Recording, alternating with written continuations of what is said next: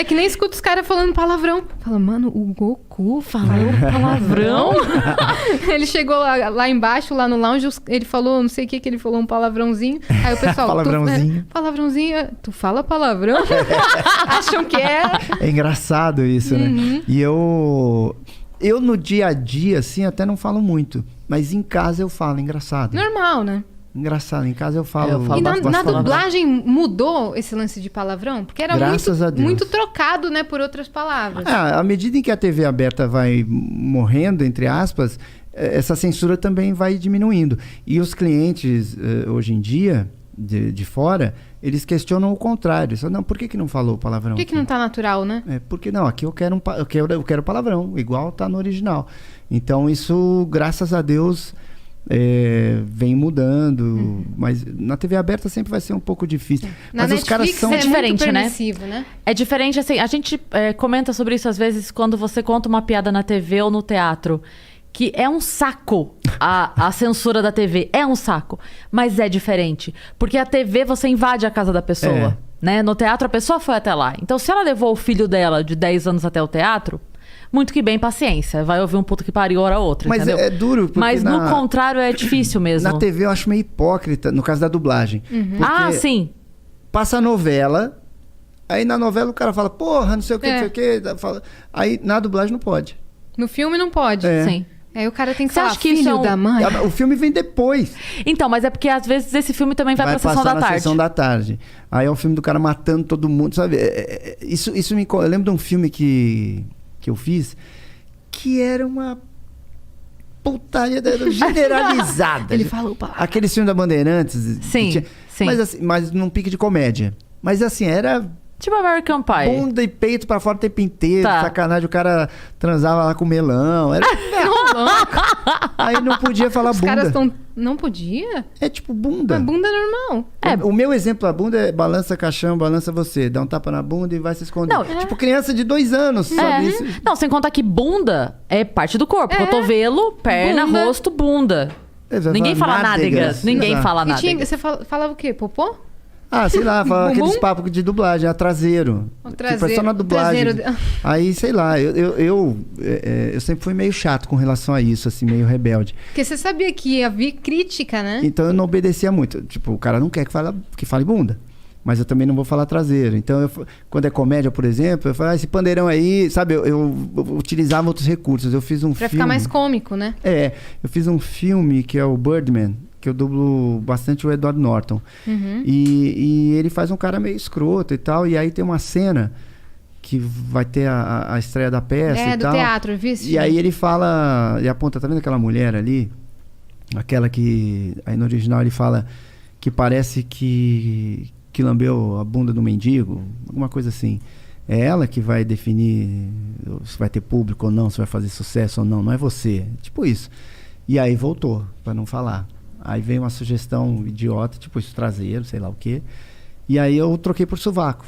Que lambeu o sovaco do mendigo. Pronto. Porque uma eu falei, solução. cara, eu não posso... Esse personagem não permite que eu fale bumbum, traseiro. Sim. Não permite.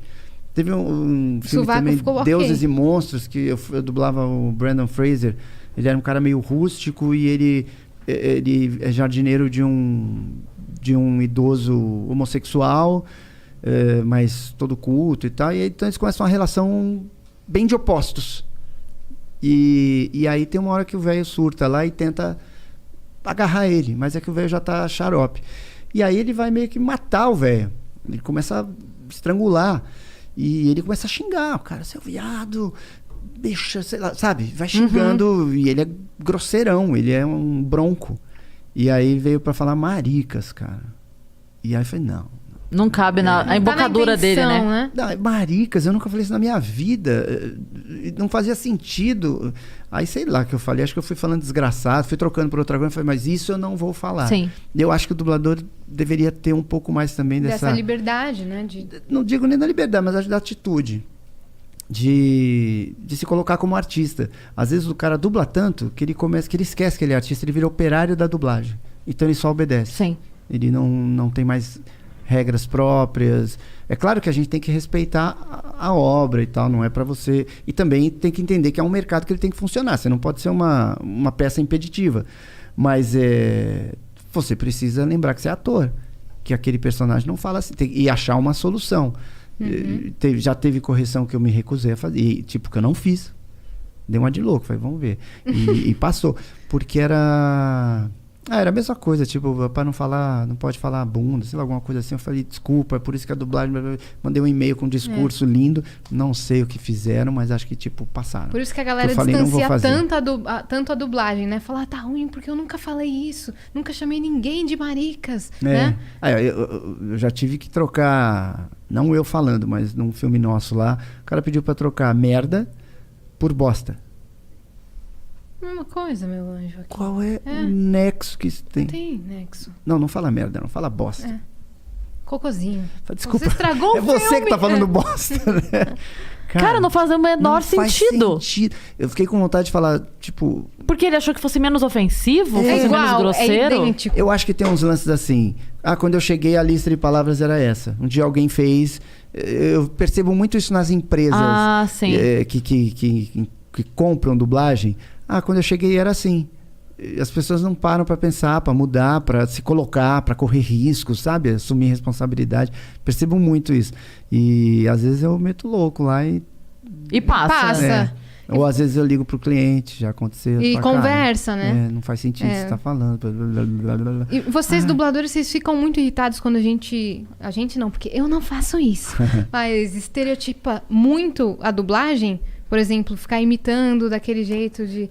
Então, eu disse a ela. Cara, não sabe? Ou falar, ai, macacos me mordam. O que eu penso é que isso só existe porque tem gente que faz isso até hoje. Tem muitos dubladores que dublam assim. E eu quero cortar dublagem os nova. Pulsos. Que o cara vem cantando.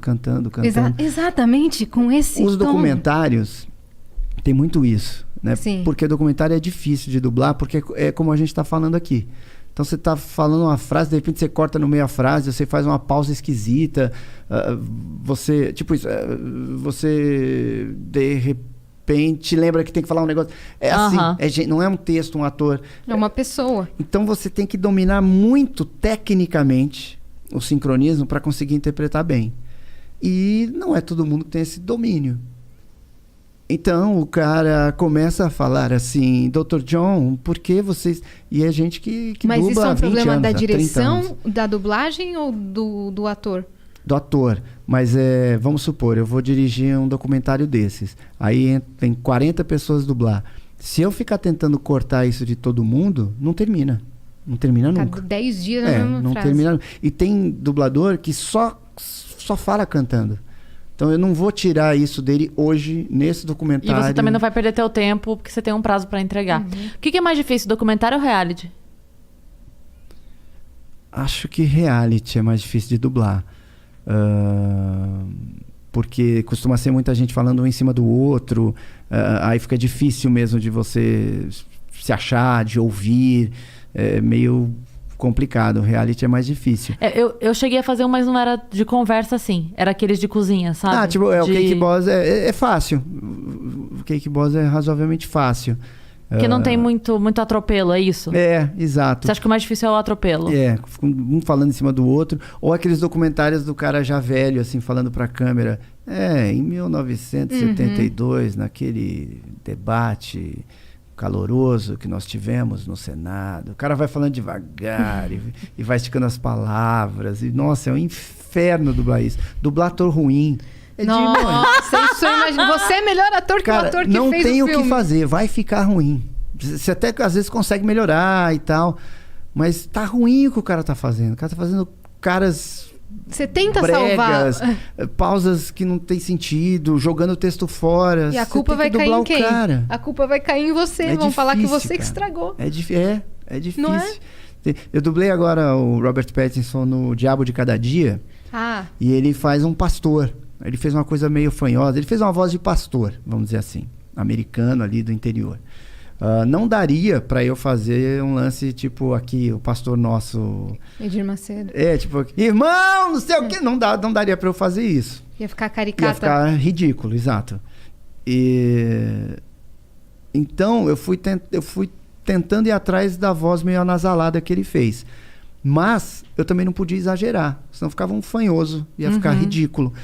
Então era uma linha tênue. Só que eu tenho 1 minuto, 2 minutos para decidir como é que eu vou fazer. Um personagem que o cara ficou 6 meses preparando, fazendo laboratório, Sim. coach, o caramba.